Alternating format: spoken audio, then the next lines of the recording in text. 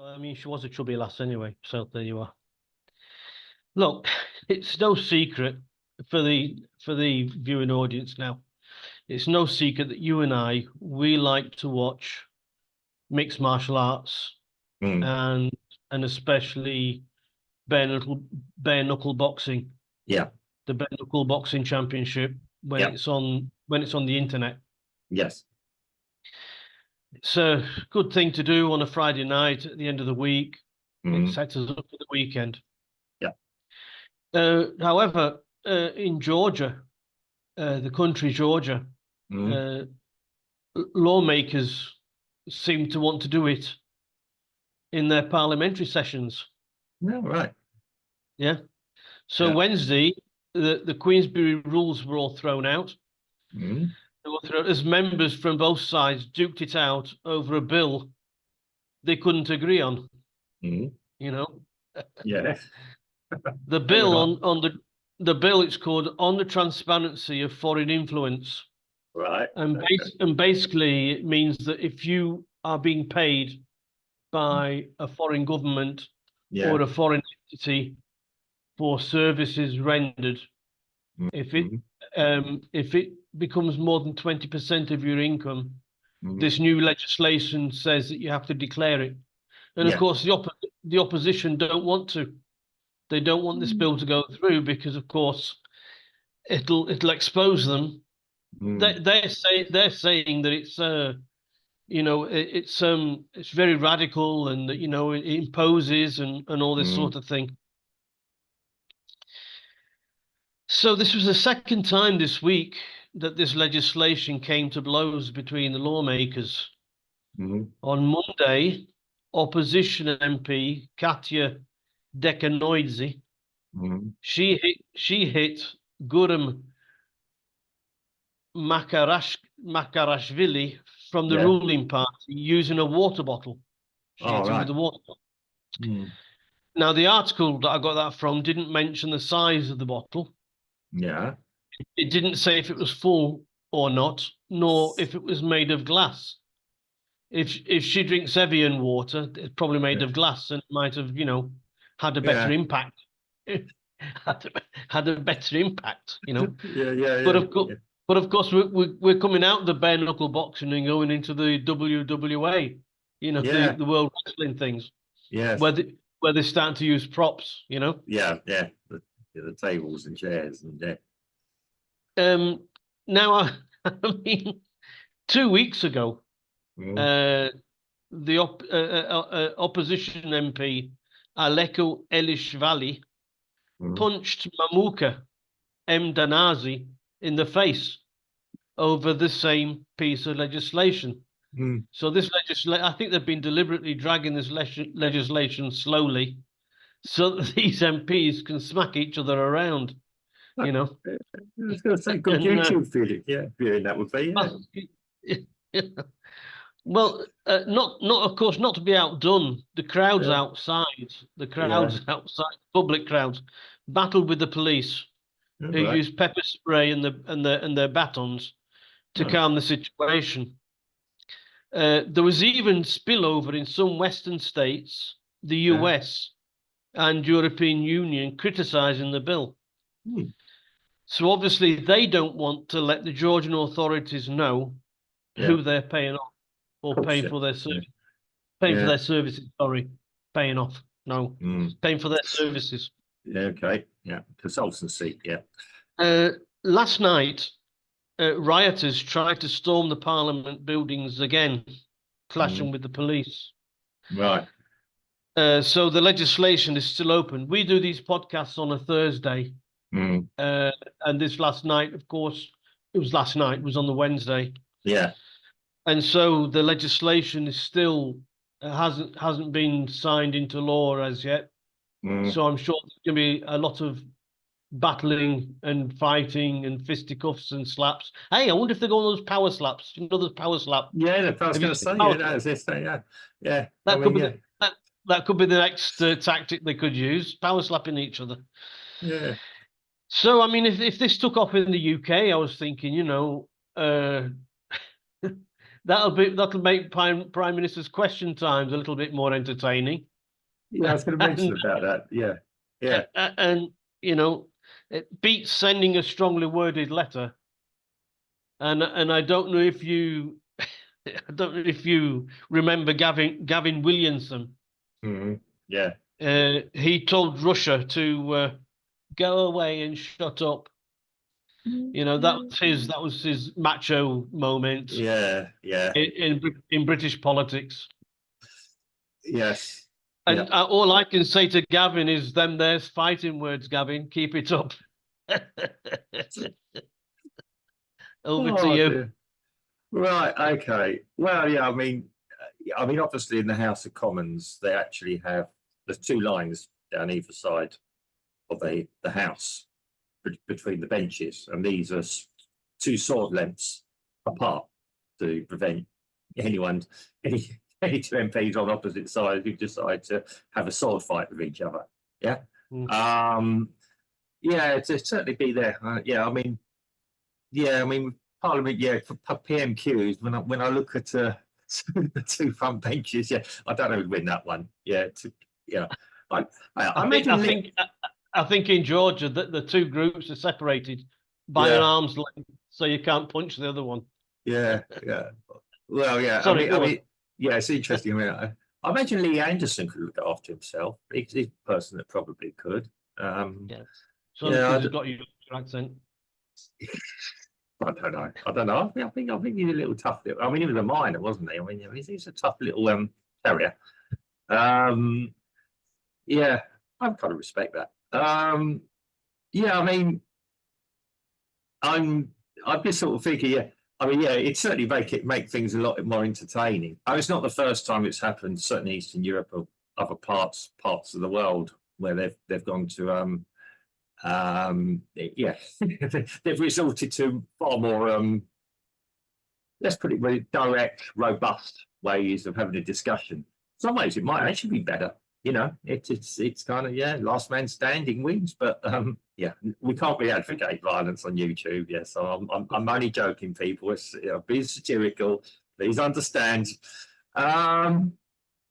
Really, honestly, I am. Or put them in an MMA ring, of course. That would be interesting. But yeah, yeah. Now it's yeah. I mean, getting back to the core subject of this.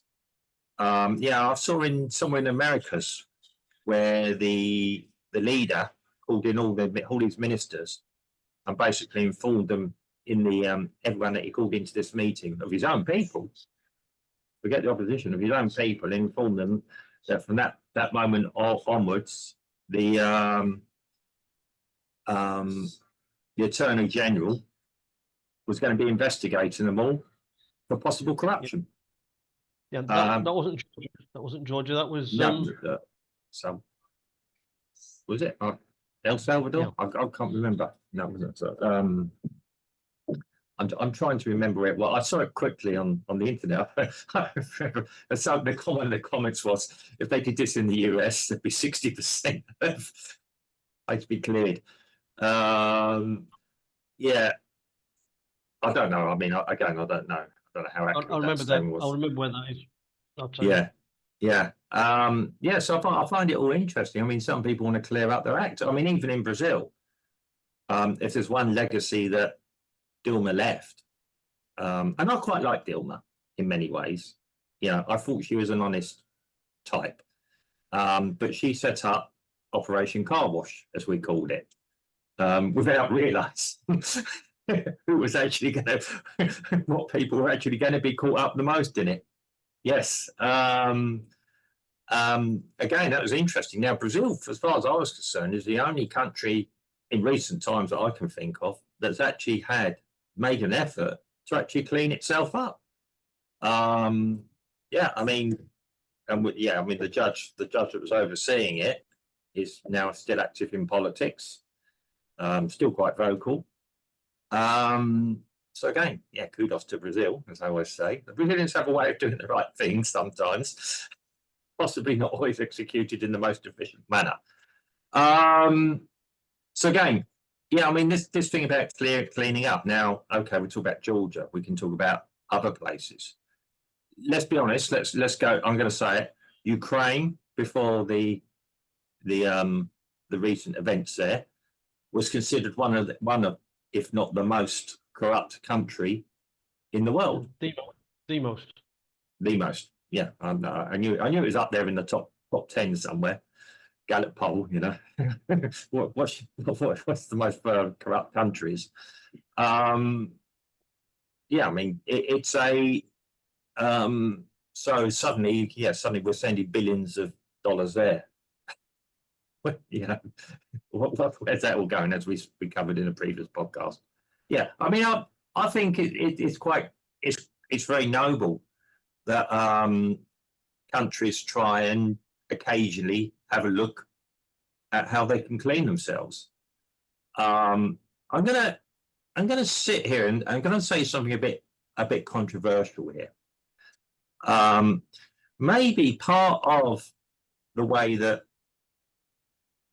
modern politics and business operate requires a little bit of financial oiling around certain areas. Yeah, I'm being careful not to advocate anything, but I'm just asking a question. It's not new. It's been around since Greek and Roman times. Yeah, this idea of favors and everything else. I'm going to be honest, what I'm seeing happening around the world is countries influencing others. That's and I'm even seeing it on street level now. And I'm going to change the subject slightly here, but this is what I just thought of. I've just been listening to a report about what is happening on the campuses in the US, and now the UK. It started in the UK yesterday. Yeah. Don't say too much about that, because that's going to be another. It's going to be a special podcast about that. Okay. Well, yeah. I mean, I'm seeing this that influences money from other states.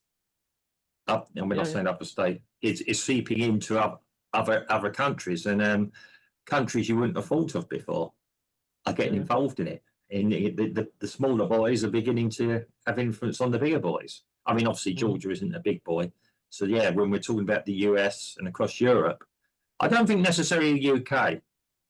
Can I sit here and say UK politics is totally free of corruption? Of course it isn't. Yeah, that's it. And when I see certain senior figures in the ruling class, literally the people in top influential places, have had shares in Moderna, which is the big drug company, and AstraZeneca. Yeah, AstraZeneca, amongst others. I begin to wonder. I think there's a lot that's coming out now, and again, I'm beginning to wonder if this control of the social media stroke the internet might not be for the good of us and looking after our children, influencing, but actually stopping other things being able to be exposed. Yeah.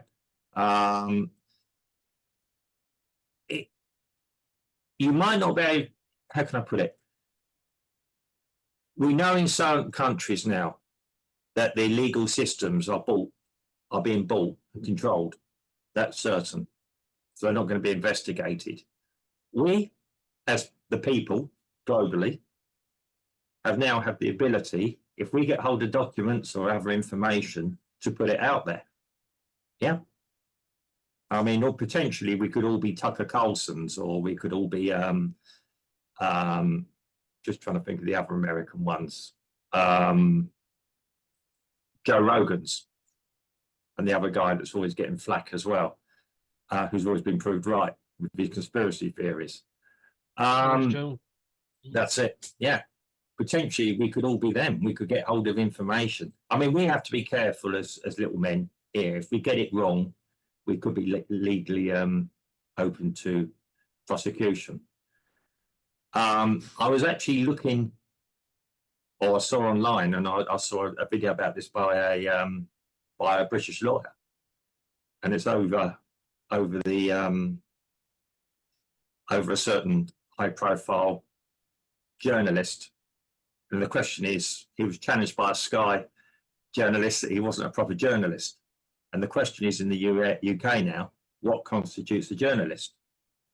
Potentially, everyone that lives in the UK can be a journalist. If you have a channel and an outlet, you're a journalist. Okay. The definition of I suppose real journalists do some of their training is to do with legal matters. Yeah, what can you say? How can you say it? Yeah, I mean, we're very careful when we word things here. We don't go out live either. Yeah, because we don't routinely edit anything. When you sometimes see a glitch, it's because there's been a technical issue. I don't like cutting anything. So what we say is what we say. But we never directly accuse anyone of anything that isn't already in the public domain somewhere. Yeah, you can't just sort of say my neighbour said this without the receipts, as it were. But yeah, you're allowed to have an opinion. You're allowed to question things still. And if I suspect something, and I'm allowed to question my leadership, why does this happen? This seems very strange to me. I can say that. Yeah, I can ask the question, and I know I've got away from the original political corruption to where we are now, but it's all part of it. Well, we were on about slapping people in the face. I was wanting to speak about how the different tortures the politicians can do to each other. Well, yeah, I mean, I'm not going to go down here and suggest it, because we don't know who watches this, and that's a good idea. I didn't think of that. Yeah, I mean, okay, what can I do? I mean, Michael Heseltine, famous British politician, whom I quite liked. He was a Welshman. He had quite a wild temper. He got up one day and started to sling the mace around. Yeah, Oliver Cromwell style. If anyone's seen the end of the film Oliver Cromwell in the UK, he threw the mace across the ground. Yeah, which again is fiction. He didn't actually do that. But yeah, any more than the final speech that keeps touted down around actually happened as well. Very well written speech that Winston Churchill would have been proud of, but didn't actually happen. But yeah, I think, yeah, it's right that questions are being asked. It's very, very interesting that in Eastern Europe, somebody there's trying to show the way with politics. And it's also very someday all politics will be done this way, hopefully. And I'm sure when push comes to shove, they will be. Hang on. Are we talking about debating, or are we talking about having a punch up? I mean, can you please divide which way? Having a punch up during a debate. Well, I've watched that. I mean, yeah. I mean, when you put on the Parliament channel and they're just sitting there talking, and yeah, they're all trying to get their airtime. You know, I think you know, you can get if they can put that sort of thing on, I don't know, on Netflix or something like that. You know, where pay-per-view, like they do just like they do on the UFC. You know, they'd have like the debates opening up in Georgia at 1 o'clock in the afternoon. You know, tune in, pay your money, tune in, and wait for the punch up. Well, you know, they should have commentary.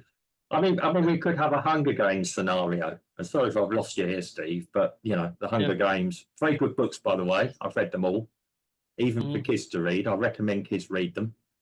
I know kids do read them and scream about the violence in them, but excellent books and very good. Some of the best films that have come out in Hollywood in recent times, I would say. Or some of the better end. I wouldn't say they're brilliant, but they're good. Yeah, so yeah, well, why not? You know, reality TV on a stage further that actually means something. Yeah, or put them in a Big Brother house. You know, here's a major problem. Have a separate room. We'll put them in there, and let them, you know, let the key people argue it out. You know, on that. Give them a few challenges to do, or put them in the jungle. Put them in the jungle. That's it. But jungle with weapons. You know, I think that'd be interesting.